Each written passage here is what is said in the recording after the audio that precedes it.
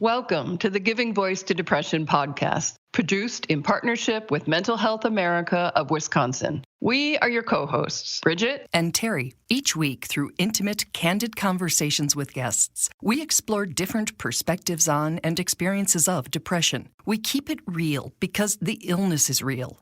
We keep it hopeful because there truly is hope in spite of what depression tells you. We are not experts or therapists. We're sisters and best friends who live with depression and have interviewed hundreds of others who do as well. By sharing stories of lived experiences, we expose depression for the lying bully it is. Hello, Terry. Hello, Bridget. So today we're going to continue walking through writing a WRAP plan, and that is an acronym for Wellness Recovery Action Plan. In Part 1, Episode 156, we talked about developing a wellness toolbox, a daily maintenance plan, and now we're moving on to the other end of the spectrum, sort of what do you do when things start to get bad?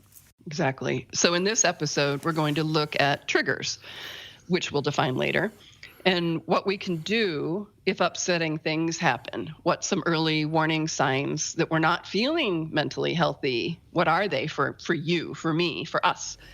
And things we can do to help ourselves feel better. Signs that things are getting worse and things that both we and our supporters can do to help. And signs and action plans for when we may be experiencing a crisis, and what you can do after a crisis to help recover and maintain your wellness. Our guest again today is Katrina Koppel, an advanced level WRAP, W-R-A-P facilitator, who not only has her own plans completed, but helps others write theirs. If you're following along with the free PDF outline that we linked to with this episode and posted on the Giving Voice to Depression Facebook community page, we're starting with triggers, which is step 2 under setting up a daily maintenance plan. Triggers in this context is anything that happens externally that causes a feeling of unease, maybe a flashback to a previous time where you felt unsafe. It also can include any moments where it just brings up this emotion of fight or flight, or, reminds you of a situation that you may have been in before. And so triggers basically are anything external that causes you an internal negative reaction. Part of the WRAP plan is naming those. Katrina says examples of triggers that come up a lot in workshops include driving on freeways, being dismissed in a conversation, and painful anniversaries. And being able to look at those and make a list gives you the opportunity to recognize, yes, this is something that's affecting me, because if you go through the day and you have 8, 10, 12 triggers, and you're not doing something to address those in a positive way, then what happens to us?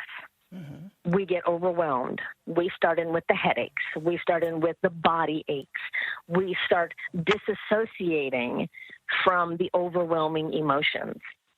Katrina points out there are specific WRAP plans for those whose overwhelming emotions include the experience of being in the military, dealing with chronic physical health issues, or having experienced trauma. You can find them at mentalhealthrecovery.com, which we'll link to. Yes, you'll write down what your triggers are, and you don't have to include all of them, but the big ones. And then you create a wellness plan that can be very simple for each one of those triggers. It gives you an ability to respond to help you get back to wellness faster. Section 3 in a WRAP plan focuses on early warning signs, defined in the workbook as subtle signs of changes in our thoughts, feelings, or behavior, which indicate you may need to take action to avoid a worsening of your situation. This is when we still have some self-awareness and some control. Imagine how helpful it could be if you had some things on a list, and though you weren't consciously aware you were slipping, you looked at your plan and realized, uh-oh. And you really need to be able to hone down what this moment looks for you. It's a sign that lets you know you are feeling worse, and being unable to sleep, nervousness, hearing voices. For individuals who may have substance use struggles, it's looking up that old contact, maybe having the desire to use again. So those types of things, your body's talking to you. And having a wellness and crisis plan can help us both listen to our body and respond, because we've done the thinking when we weren't triggered to guide us when we are. The action plan around that is, what are you going to do about it? Most of the Wellness Recovery Action Plan is built around personal responsibility and self-choice. How are you going to choose to respond to what you're feeling? It's an empowering reminder, really, that we have both choices in how we respond to things, and we have some tools at our disposal to limit the number of bad choices we have. Still, life happens, so we plan for when things start breaking down or getting worse. In this section, you list basically the signs that let you know things are sliding downhill. You may have been feeling sad for days or weeks. You may be having suicidal ideation. And so this is the moment where you go, I need to make very distinct plans and decisions to get me back to wellness. Otherwise, I know where this is going to go. That's sort of your last chance, it sounds like, in the slide, to still have that self-awareness. Yes, and recognizing that each one of these, the triggers, the early warning signs when things are breaking down, is a progression. And so being able to recognize those moments will assist you in initiating the plan of, okay, I know the exact thing that I need because this crisis may be coming quick. One of the things about mental health struggles is you can go from triggers to when things are breaking down very quickly. And if or when we do slip into a crisis, we and our support teams will have several pages to refer to as a guide to both respect and protect us. So the crisis plan is built specifically to assist individuals to stay in control, even though they're ill. So as you move through the different sections of the crisis plan, there are 9 sections, and you fill it out ahead of time when you are feeling well, when you do have clarity of thought, and you have the chance to, who do I trust to make those healthcare decisions for me? Who do I want involved in my care? Who do I trust with those situations? And you break it down into, here are the things that I know I need, whether it's I need to have my best friend, I need to have my counselor, I need to contact a mental health professional. And then you go through, here's the medications that I know work for me, and here are the ones that I know don't work. Also being able to, if I need to just not work, call out, who am I going to have make that phone call for me? You make that decision ahead of time, and you talk with the individual who's going to be making that phone call for you. That way everybody's on the same page. The literal pages of the WRAP and other crisis or safety plans also include the names and numbers of your support team, personal and professional, people and treatments you do and do not want involved, and many other specifics that speak clearly for us when needed. In the Wellness Recovery Action Plan, the crisis moment is when you can no longer successfully make determinations for yourself. This can be a very, very tough moment for people to admit that they need someone else to take over. It can be very scary. It can be traumatic. And those are moments where you may feel completely out of control, but at the same time not trust anybody else to make those decisions for you. So what kinds of things under the umbrella of depression or mental health crisis can you see being really helpful to have written down and in this crisis plan? For individuals that I've talked with who have developed their own plans around crisis reaction, they, number one, needed to know, where am I going to go? Mm-hmm. So designating, here is where my insurance will cover me to go, and here's what my personal preference is, whether you need to go into a facility or if you need quiet time to yourself, who's going to be the person who's going to stay with you for a day or two? Who do I need to contact to let them know I'm not going to be coming into work? You don't need to disclose why, because you need to protect the individual's personal health information. So everybody knows what the plan is and what the steps need to be. That way, even though you may be feeling ill and out of control, everyone is following the plan that you have designated. And in the example of a parent, a friend, a therapist, they would all know the other people too. And I don't know that a therapist would call a friend, but a friend could certainly call your therapist. You know, exactly. How does that interconnectivity and everybody's having the same page with the same names and the same numbers on it help when things really get bad? That's actually part 3 of the crisis plan. And this is basically where you're able to write down, after agreement from the individuals, their names, their phone numbers, and their area that you would like them to take care of. And you can make copies of this and give it to each individual. That way they know, okay, I have agreed to take care of the dogs and water the plants. Monica is going to contact the therapist and let them know, hey, this individual is in need of support, and here's what they're requesting. And then, of course, the therapist will know, okay, here is what my client has requested be done. I just am overwhelmed by how helpful that would be in a crisis, because my sister always uses the word unresourced. Yeah. And I suspect if I called my most caring supporter and said, blah, assuming I could, then it would be like, oh my gosh, there's an overwhelm and a sudden crisis on their end. Whereas it's like, okay, here we go. Yeah, and it gives you the ability to be proactive, because it can be extremely difficult for people to say, hey, I'm feeling a little out of control. I think I need you to make some decisions for me. And a lot of that is the stigma that is around in our society for mental health. But at the same time, being able to have the bravery to admit that.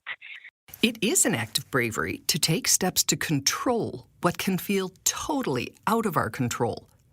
And the plan gives us the opportunity to revise it as we learn and change, even post-crisis. And this is an area where you think about, what did I learn through this? This is after the crisis has passed, you're feeling stronger. So this gives you an opportunity to kind of look hindsight and say, okay, I do recognize where that slide was. I do see those days of depression, my secluding, not talking to people, not answering phone calls, and you can have additional clarity into seeing your own mental health patterns or substance use patterns. And it also gives you an opportunity to thank your supporters.